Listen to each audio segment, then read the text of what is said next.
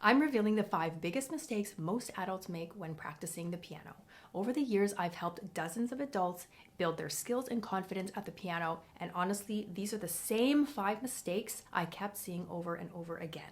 Today, I'm going to tell you exactly what those mistakes are and how to fix them so you can start making progress at the piano today.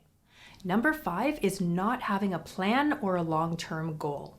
If you're an adult and you're restarting your piano journey, you want to have something to shoot for. You want to have something down the road that you hope to achieve. A lot of times adults will decide they want to play the piano again, but that's pretty much where their plan ends.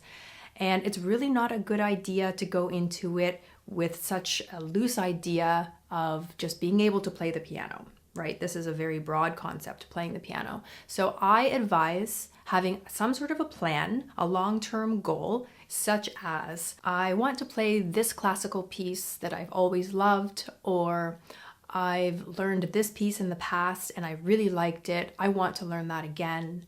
Or I want to be able to play by ear really well, or I want to be able to play these 3 pop songs really well. Something like that. It can change as you learn the piano, but it's always good to have something to work toward. This is video 3 of my 30-day piano challenge, during which I'm going to practice for 15 minutes every day. My goal with this challenge is to improve my piano skills in preparation of a concert that I am performing in December. I noticed lately that my skills are lacking a little bit. They've fallen flat, and I really want to sharpen them back up, and that's what this challenge is about. Number 4 is not having a consistent practice plan. It is so important to make sure that you practice regularly. And what I mean by that is not necessarily every day, but consistently enough so that you are going to see your progress. So you want to aim for a minimum of 3 to 4 times a week. And I think the ideal number of days is 5. And 6 is kind of a bonus. The reason consistency is so important is it helps you remember what you did in your last practice session. It helps you build on the same skills that you worked on in the last session and see progress that much faster. Mistake number 3 that most adults make when practicing the piano is not having a routine.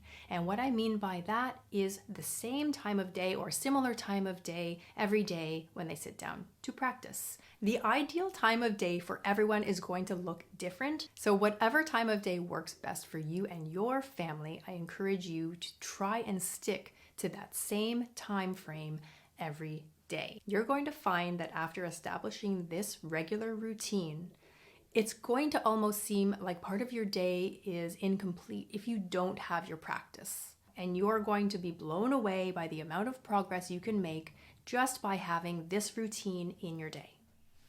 The third mistake I see adults making is a focus on quantity instead of quality. And what I mean by that is a lot of people think that a very long practice session is going to be beneficial to them. And because it's so long, they don't feel like doing it every day and they can't fit it into every day. And you see where I'm going with this. Now you don't have the routine and the consistency and you're not making progress at the piano. If you're one of those people who tries to fit in 1 or 2 long practice sessions per week, try cutting your practice session down to about 15 minutes per day at regular intervals during the week at the same time of day. And I think you'll notice a huge difference. And speaking of quality and not quantity, I'm going to dive into my 15-minute practice right now. My warm-up today is going to be the scale of A major, along with some chords, some arpeggios and things like that. And then I've decided for my musicianship today, I'm going to do some improv. So we'll see what happens with that. And I'm also going to pick some of my choir songs to focus on and practice specific things out of those pieces.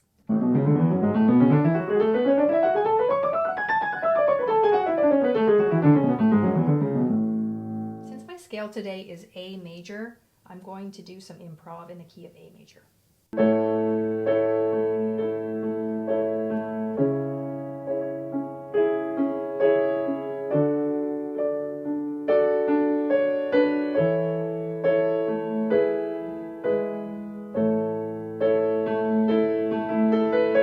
I did was I just played some chords and the chords that are in A major.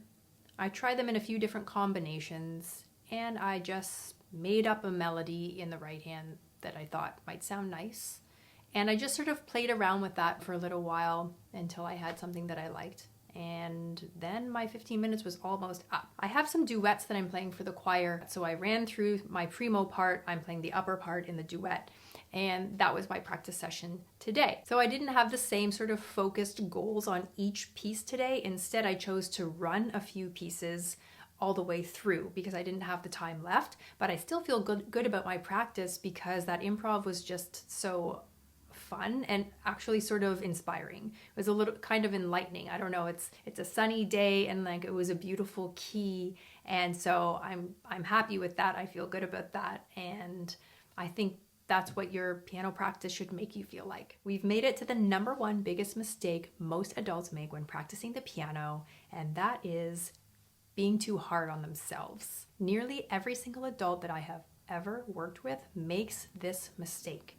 They come to me and they immediately apologize for not practicing well enough, not practicing hard enough, having it sound better at home, playing wrong notes in front of me. If playing the piano is something that you want to do and that brings you joy, then just do it. Don't be too hard on yourself because playing the piano is just for you. It's something you do for yourself, so enjoy the process. So speaking of being too hard on yourself, I'm going to tell you another reason why I'm doing this challenge.